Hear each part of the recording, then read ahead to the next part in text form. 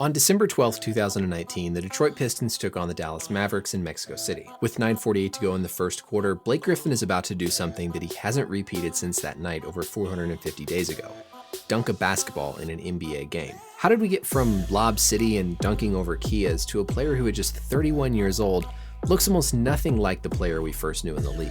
Welcome back, everybody. I'm Dr. Brian Sutterer, and this is your #1 source for learning about the unique medical side of the world of sports. Today, we're going to take a look back at Blake Griffin's career, the injuries, the surgeries, and try to piece together what happened to the once electrifying star. A simple eye test can tell us that Griffin is nothing like he once was, but when we look at some specific numbers, it's even more jarring. This is a trend of Griffin's dunk attempts per game during his NBA career, culminating with 0 dunk attempts since December of 2019, a stretch spanning 25 games. And this last one probably shouldn't even count. For his last real dunk, you'd have to go to almost a week prior against the Pacers, when Griffin threw down this slam that looked more like the Blake of old. You could argue that he's just going to the rim less, but the percentage of his rim attempts that are dunks is also plummeting. This is the same data for LeBron James, who you can see is holding steady despite playing well into his career. Griffin has of course had a number of injuries and surgeries along the way that have played a significant role in this downtrend that we can see with his explosiveness on the court today. He's had 9 significant surgeries throughout his college and pro career, and really it's hard to look at just one of these to say which was the tipping point. But let's rewind the clock a little bit and take a look. In January of his freshman season at Oklahoma, Griffin suffered an MCL sprain in his left knee,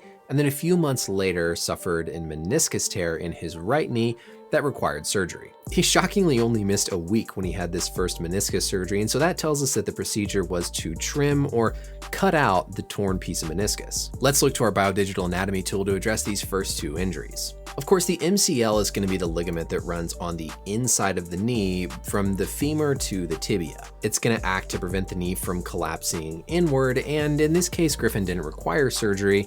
Really, there's not too much long-term that we have to think of here. MCL injuries typically heal up pretty well, and so this really didn't seem to be too big of a concern going forward. Now, when we get into a meniscus tear, that is a bit more concerning. If I hide the femur here and the cartilage by that femur, we can now see our 2 menisci within the knee. We have a medial that sits on the inside, and then we have a lateral. And these menisci are basically cushions within the knee joint to help distribute the load that's applied whenever somebody is walking or running or jumping. It's a matter of surface area, and so the meniscus increases the surface area that the force is transmitted through, and if you remove the meniscus, suddenly the contact pressures go really high in the knee because you can't distribute that force. Ideally, we want to preserve as much meniscus as possible, and so right away hearing about an athlete who has to get a piece of their meniscus removed early in their career, depending on how big or where it is, raises some concerns going forward about that cushioning ability within his knee. In his first NBA preseason, Griffin then suffered a fracture to his kneecap that initially the team tried to manage without surgery. After that failed, he eventually had surgery where they excised a fragment of that kneecap that was not healing in place, and also had to do a procedure to basically repair his patellar tendon. If we look back at our anatomy, of course, any injury or surgery to this whole chain from the quadriceps muscles down through to the tibia, from either the quadriceps tendon or from the patellar tendon, can potentially limit a basketball player's jumping ability because of how integral it is to their function. We also have to think too, anytime you do a procedure to the kneecap or to these tendons, you can change some of the forces that are applied through the joint between the kneecap and the femur. We all of course understand the joint between the femur and the tibia here in the main compartment of the knee, but you also have a joint and cartilage behind the kneecap. And so this is already another surgery where we have to think about potential biomechanical implications down the road. Thankfully though, he healed up well, came back and won Rookie of the Year the following season before at the end of 2012, at some point suffering another injury to his meniscus. According to Jerry Colangelo, Griffin had the option earlier in the playoffs to basically have it scoped or treated then, but elected not to, until it ultimately flared up more during practice for the Olympic team to the point where he had to have it operated on.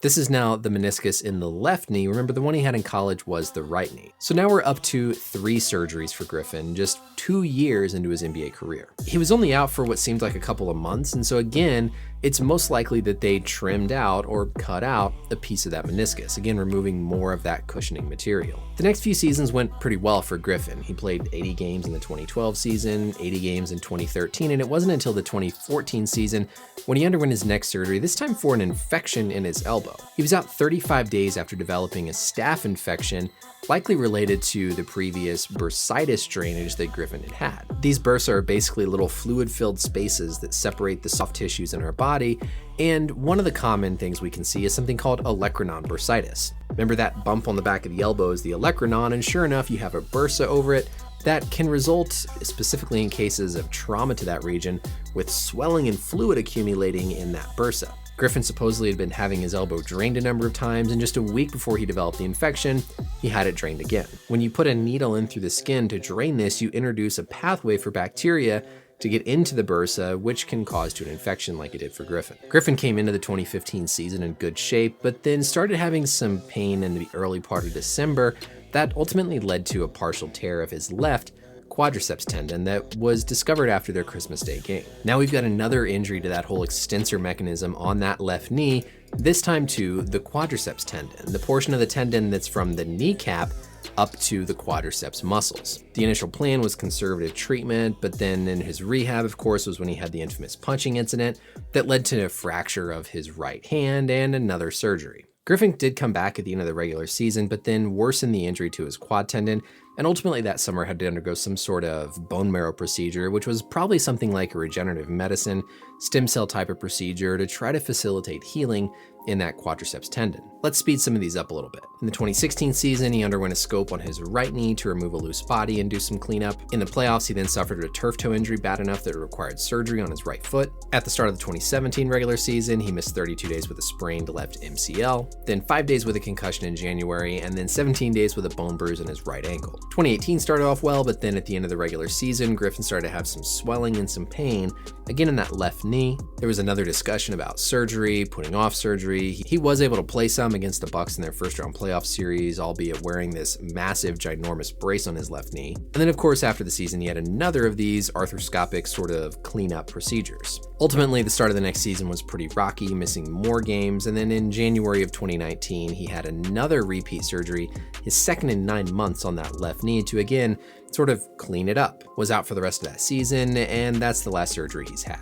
So in total, we've got 4 surgeries on the left knee, 2 on the right knee, 1 on the right foot, 1 on the right elbow, and the right hand fracture. Now let's go back to that graph I showed at the beginning, because I think there's a few different things we can take away from this. The first is that, of course, any athlete experiencing a general decline in their explosive ability is going to dunk the basketball less, especially when we have all these injuries to that extensor mechanism, to the knees. That can certainly limit your explosive ability, which can be exhibited by decreasing dunks whenever you get into the lane. The other thing to think of for Griffin specifically is he tends to jump up on his left leg and then land on his left leg whenever he dunks. This could be a bit of a chicken and egg thing because it's possible some of these injuries developed because of all that landing on the left knee, but there's no doubt that he relies on that left leg and left knee for his explosive jumping abilities. Another way to think of this is, well, Blake just is choosing not to dunk when he is perfectly capable of it. When we look at his layup attempts, it actually has been going up throughout his career despite this most recent season, and the percentage of times he dunks when he's at the rim, like I said, is going down. He's definitely been adapting his game to try to move out, to become more of an outside shooter, more of a stretch 4, but you still can't argue with this decline based on these numbers with that explosive ability. It's important to finish up here understanding that this is not anything that's in any way a fault to Griffin. We know there's a lot of non-modifiable risk factors that contribute to athletes getting hurt, and a lot of times that's the case. Guys just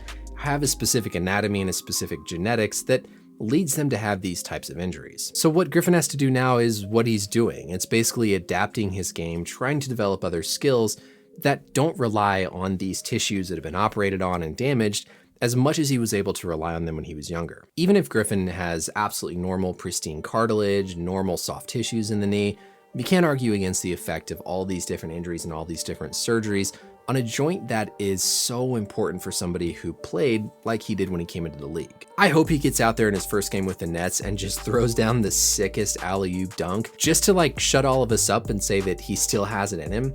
But you know, even if he never dunks a basketball in a game again, that's fine. A lot of these situations are out of the player's control when it comes to how their bodies change and start to break down as they age. By all accounts, Griffin seems to be doing absolutely everything in his control to try to stave off some of these symptoms and get his body as healthy as it can be, which we absolutely have to respect. I'll be rooting for him with the Nets. I hope you are as well. And I hope this video is educational to look back at his career and how exactly we got to where we are today.